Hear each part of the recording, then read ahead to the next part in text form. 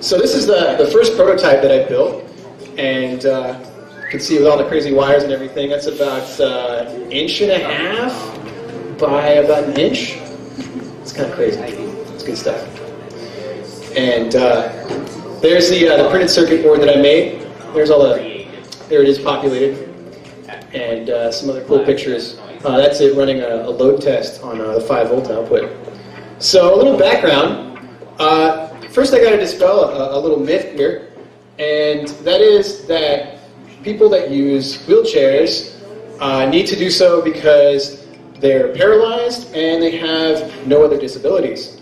It's a very common thing that I get all the time because I use a mobility scooter. So what happens is when I stand up like this, people tend to go like that. And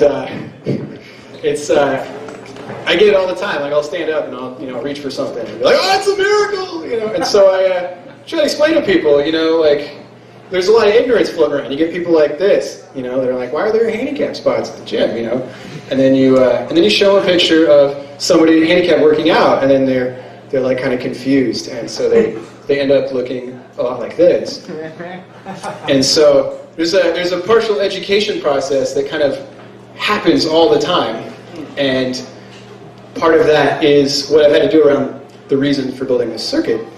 And so facts are is that you can have any number of disabilities that require a mobility aid, and you can have varying types of paralysis. Just because somebody can stand up doesn't mean they can walk across the room, or walk all day, or walk for 10 minutes or an hour. It varies.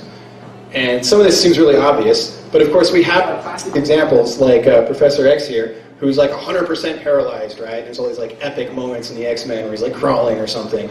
And while Professor Xavier is fucking cool, that is not always the case. And so you can have injuries that affect each other, that work in combination to make life a little harder, as is the case with myself, because I also have arthritis, carpal tunnel, and tendonitis in my hands. I've had surgery for that as well. And so what people don't realize, this is not uncommon. I'm not like some special freak case.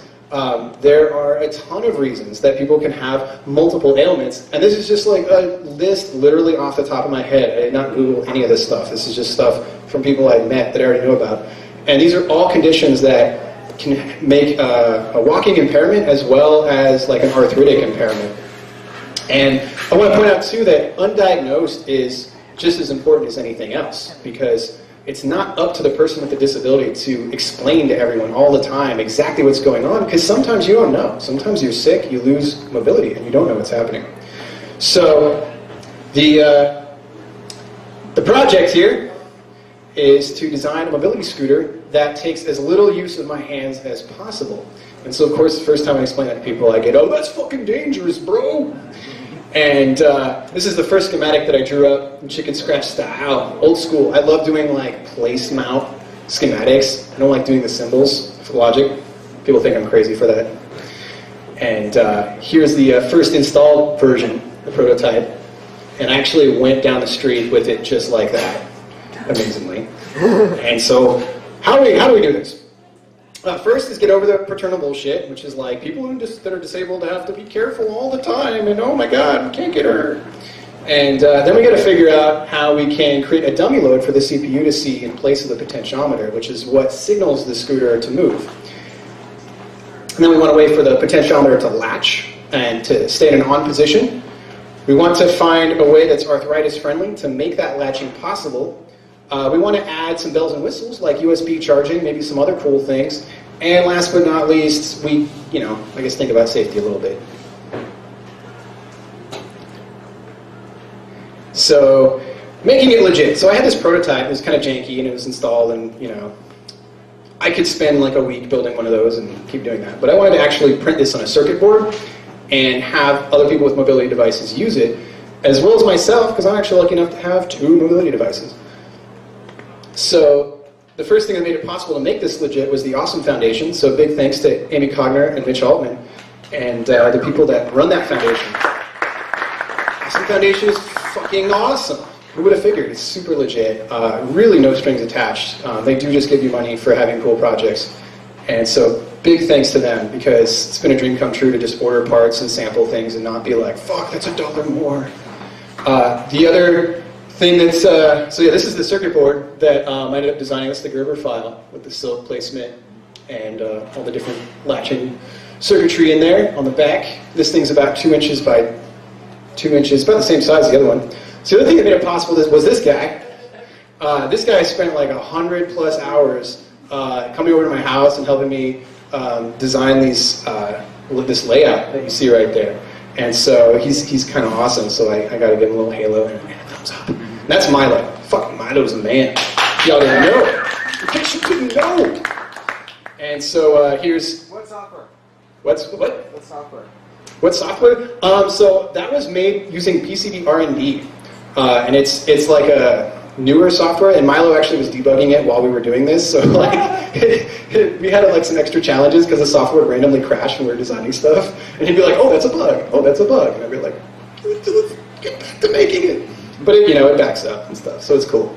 And there's me soldering at my home. This is where I do all my soldering with my Sonic the Hedgehog plushie because I'm cool like that with my Sonic head.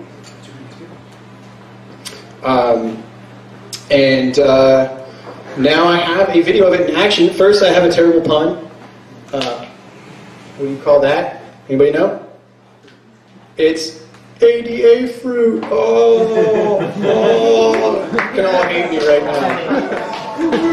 Also, this guy is just fucking awesome. And that's the my username on YouTube if you want to check out more ridiculous videos that are super boring of me talking about hacking stuff. And here is a video, which hopefully plays on my awesome computer here. Oh, I'm getting a swirly circle of death. Huh, audio would help, right? Put the mic on it? Yeah. I didn't even think about that. It's the back there, right? Yeah. It stopped. Oh, okay.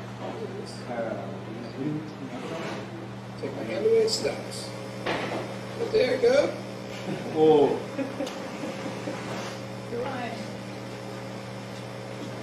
Just come over to the side, it stops. So I can just slide my hand very carefully. And that's all it is. The other mode that I installed is a latching mode, which I think is really nice to have. And there's a button down here, and so that way, this is more dangerous because you don't need to have your hand in position, and it doesn't stop automatically when you move your hand. But there is a safety feature added. So there's the latching circuit. I press the button and it goes, and then if I hit this, that's the safety. All I gotta do is hit reverse once, and it stops. So it's a little more dangerous, but it does have that safety. What's nice about it is, say you're going into the street or something, you hit the safety, it's also reverse, so you stop and you go in reverse right away. So that is the gist of the circuit. Awesome. I'm gonna say what I also didn't say in the beginning of the video that wasn't when it wasn't working properly is the main way to control this is with a magnetic ring on your finger. And so when I move my finger towards the sensor, that's what makes it go. So it's two modes, that and the latching mode. Is it like RFID or is it just a magnetic thing? This thing is entirely analog. There's no microcontroller at all. So the response time is down to like 10 nanoseconds. And it's ridiculously safe. We'll take a couple questions. If I get Leap Chat on deck, you're up next. Yeah, questions, anybody? Very Good. Have you heard about any of like the groups also trying to do modern mobility scooters? Like a group I've worked with that did one at MIT. The answer is no. Do you want to connect me though? Love to. Okay, definitely afterwards I don't know because that is awesome. Go. In the back. A couple of weeks ago, we had a visitor from Makerspace in Boulder, Colorado, and they are big-time mobility and digital hackers. I've got a contact if you want. Like always, they've written apps, they always share those they've done a lot of money. Nice. Yeah, I'd love to talk to you about that. Anybody else? Anyone else questions?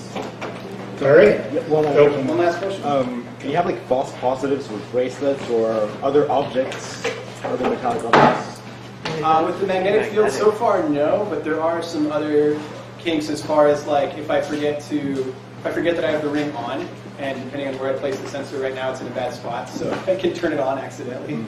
But if you move the sensor, there's little kinks like that, like where do you put the sensor, what finger is it on, how big is the ring, what's the Gauss, the magnetism, little things like that. But right now it's working great. I've been using it myself. Cool. Awesome. Thank you. All right, one more round of applause for Zach.